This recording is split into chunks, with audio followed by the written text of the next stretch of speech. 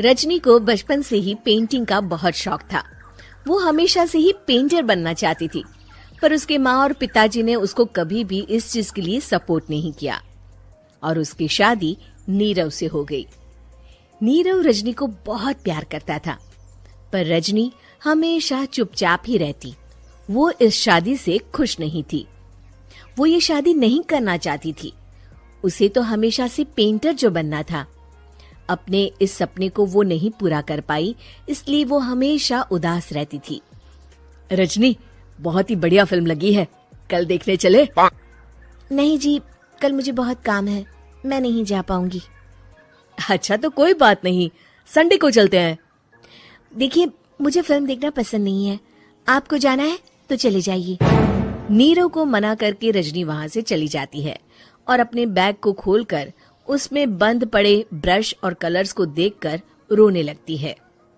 रजनी, चलो ना कहीं बाहर खाने चलते हैं, कुछ तुम्हारी पसंद का। जी, मुझे नहीं जाना, मेरी तबीयत ठीक नहीं है। रजनी वहाँ से चली जाती है। नीरव को समझ नहीं आता कि रजनी उससे इतना दूर क्यों रहती है। वो जब भी उसके साथ वक्त बिताना चाहता है, रजनी कोई ना कोई बहाना बना देती है। एक दिन घर पर कोई नहीं था। रजनी घर का सारा काम जल्दी से खत्म कर लेती है। घर पर अकेले होने के कारण वो सोचती है कि वो आज पेंटिंग करेगी। वो अपने कमरे में जाकर पेंट ब्रशेस और कलर्स निकालकर जैसे ही कलर मिक्स कर रही होती है कि दरवाजे पर बेल बज जाती है। अब कौन आ गया इस वक्त? इतनी मुश्किल से तो मुझे पेंट करने का मौका मिला है। रजनी दरवाजा खोलती है तो उसकी सास अपनी सहेलियों के साथ खड़ी होती है और सब घर के अंदर आ जाते हैं। अरे बहू, सबको शरबत बनाकर पिला दे, बाहर तो बड़ी गर्मी है। उफ। जी। रजनी पेंट ना कर पाने से उदास हो जाती है। उसे गुस्सा भी आ रहा होता है कि उसने इस शादी के लिए हाँ क्यों कह दी। वो रसोई में जा रही होती है कि उसकी सास उसे रोकती है। बहू, सबके खाने का भी इंतजाम कर लेना, आज का लंच तो ये सब यहीं करेगी। हाँ। रजनी बिना कुछ कहे रसोई में चली जाती है। सबके लिए खाना बनाती है।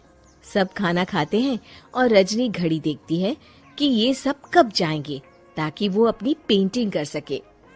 जब शाम होती है तब सब चले जाते हैं अपने घर। अरे बहू, सब तेरे खाने की तो बहुत तारीफ कर रहे थे, सबको बहुत अच्छा लगा खाना। आपको मुझे सुबह बताना चाहिए था ना कि आपकी सहेलियां आ रही हैं। पता भी है कितना वक्त लगा सारा खाना बनाने में। अरे बहू, तू ऐसे कैसे बात कर रही है मुझसे? तो और कैसे बात करूं? मैं इस घर की कोई नौकरानी नहीं हूं कि इतना काम करूंगी। रजनी अपने कमरे में जाकर दरवाजा बंद कर लेती है। शाम को जब नीरव आता है तो उसकी माँ उसे पूरी घटना के बारे में बताती है। क्या रजनी ने आपसे इस तरह बात की माँ? हाँ, और पता नहीं उसे क्या हो गया है, शाम से बाहर भी नहीं आई है। मैंने तो कई बार आवाज दी, खाना भी नहीं खाया उसने। तू ही बात करके देख ले बेटा। नीरव अपने कमरे का दरवाजा खटखटाता है। रजनी, दरवाजा खोलो, मैं हूं। रजनी दरवाजा खोलती है और फिर वापस जाकर अपने बिस्तर पर लेट जाती है। रजनी, माँ से बात करने का ये क्या तरीका है? मैंने कोई गलत बात नहीं की है। अरे तुम क्यों ऐसे बर्ताव कर रही हो सबके साथ? क्या तुम इस शादी से खुश नहीं हो? रजनी कुछ नहीं बोलती। अरे बताओ मुझे रजनी, क्या ये शादी तुम्हारी मर्जी के खिलाफ हुई है? हाँ, मैं ये शादी कभी नहीं करना चाहती थी। तुमसे क्या, मैं किसी से भी शादी नहीं करना चाहती थी।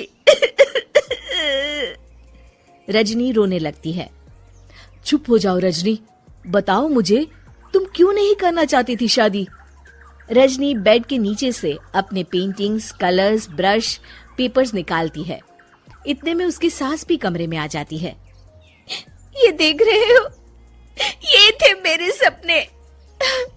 मैं पेंटर बनना चाहती थी, पर माँ पापा ने कभी सपोर्ट नहीं किया और मेरी शादी करवा दी। मेरे सारे सपने टूट गए। हर वक्त बस गुस्सा आता रहता है मुझे। मैं जानती हूँ कि आप लोगों की इसमें कोई गलती नहीं है, पर मैं क्या करूँ, मुझे समझ में नहीं आता।